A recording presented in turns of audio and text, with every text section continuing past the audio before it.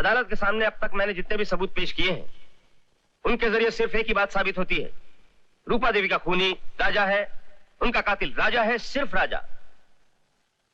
इसलिए मेरी अदालत से दरख्वास्त है कि मुजरिम राजा को कड़ी से कड़ी सजा दी जाए।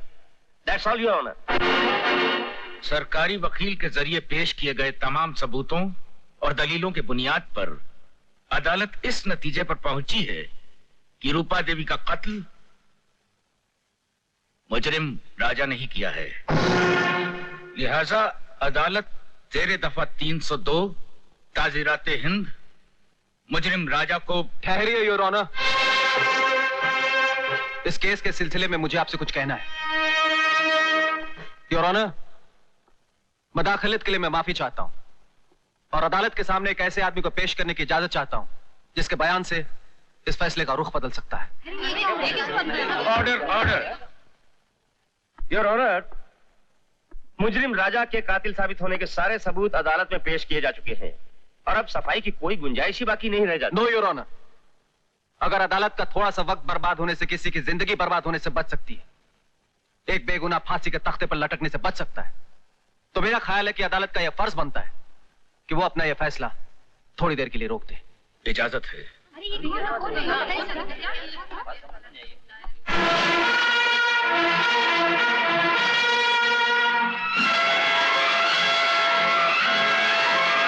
मेरा नाम देवी है, वही देवी जिसे आज से बरसों पहले उसके सौतेले बाप ने घर से बाहर निकाल दिया था ताकि वो उसकी मां की जायदाद हड़प सके।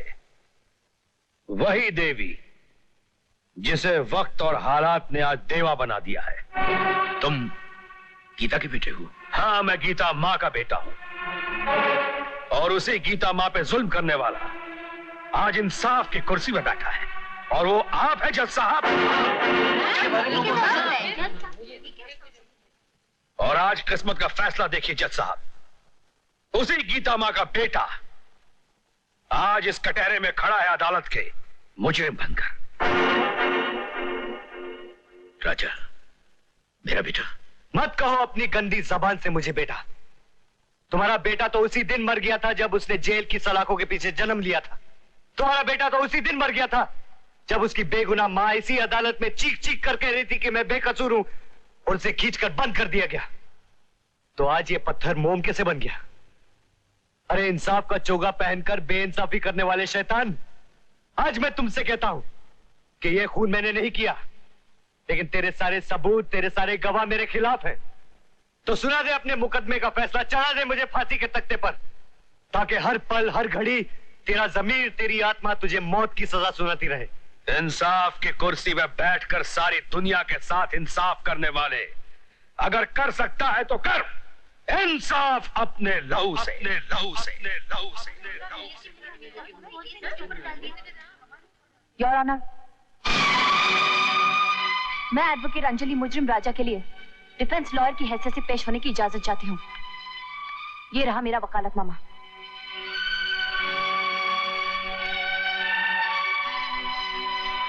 You can proceed. Your honour, mister Devi के बयान ने इस केस को एक नया मोड़ दे दिया है।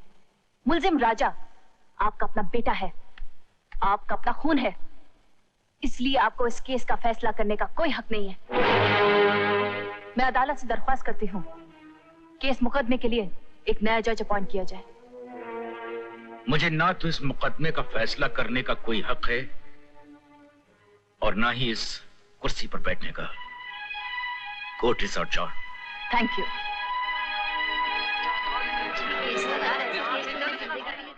गुंजाइश है योर ऑनर, इसमें राजा की जरूर कोई मजबूरी रही होगी जिसकी वजह से वो अपना जुर्म कबूल करने के लिए मजबूर हो गया।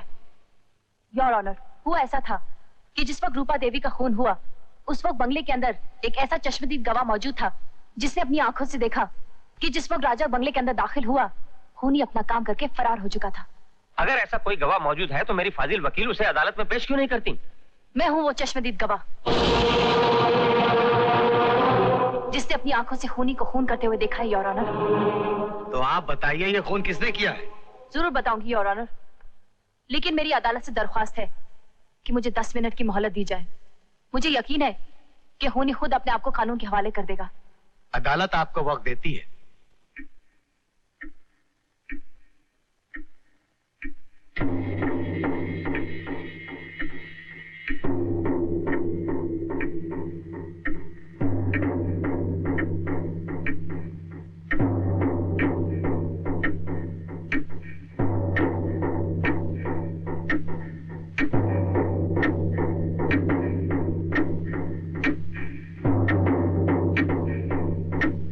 आई एम सॉरी टू से योर ऑनर, हम खामखा अपना वक्त बर्बाद कर रहे हैं। अब तक कोई खूनी अदालत के सामने नहीं आया।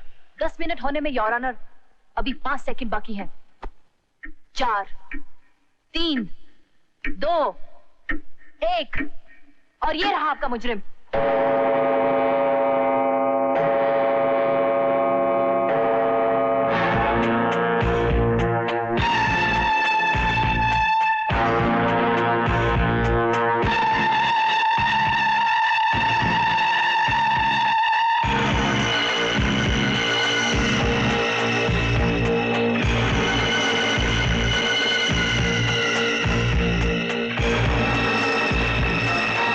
योर ऑनर, मैं Mahendra Pratap Singh, x high court जज, कबूल करता हूं कि रूपा का कातिल मैं ही हूं।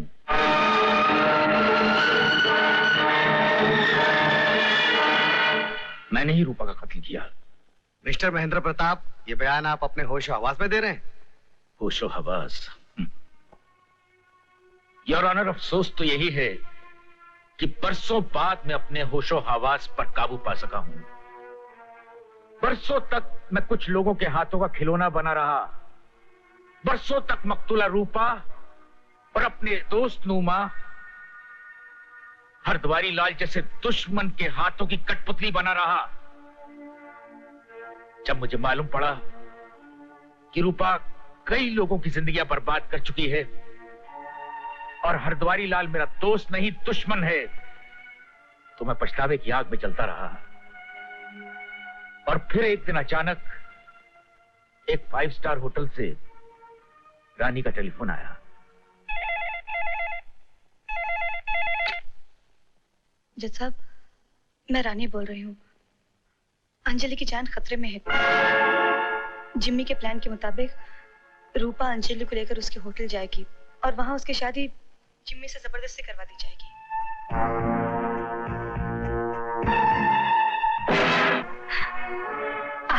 जहरीली नागिन, बरसों से तू मेरे खानदान को डसती आई है, लेकिन आज जो जहर तेरे दिमाग में भरा है, मैं सब जान गया हूं।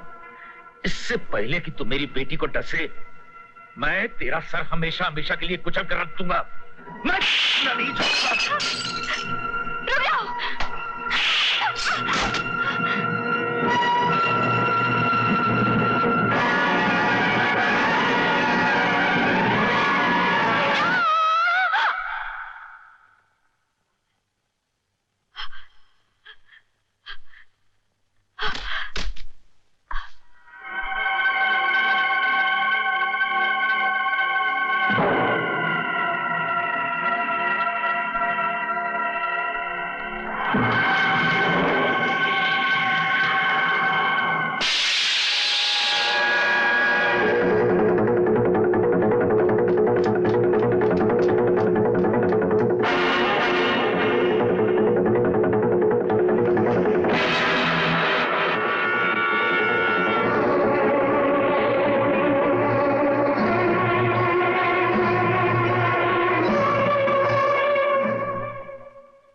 इस तरह अपनी बेटी अंजलि की जान बचाने के लिए मैंने रूपा का कत्ल कर दिया, जिसका इल्जाम मेरे बेटे राजा के सर पर आया।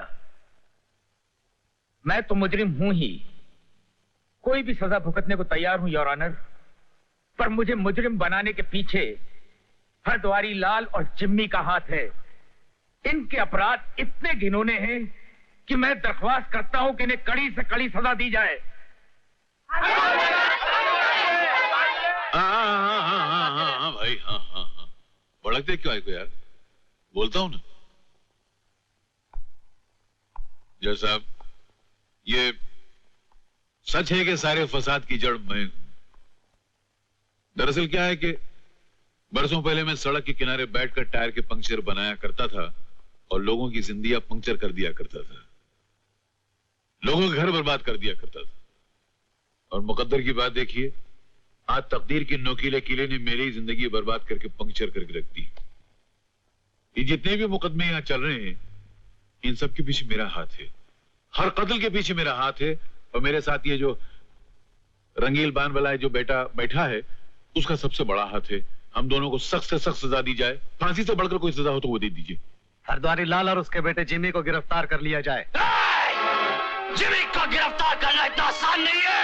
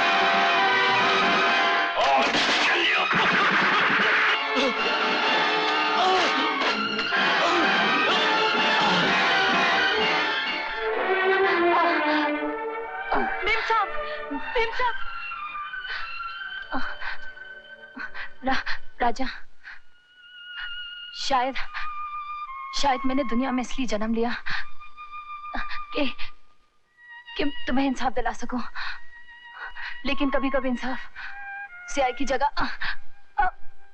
अपने खून से लिखना पड़ता है।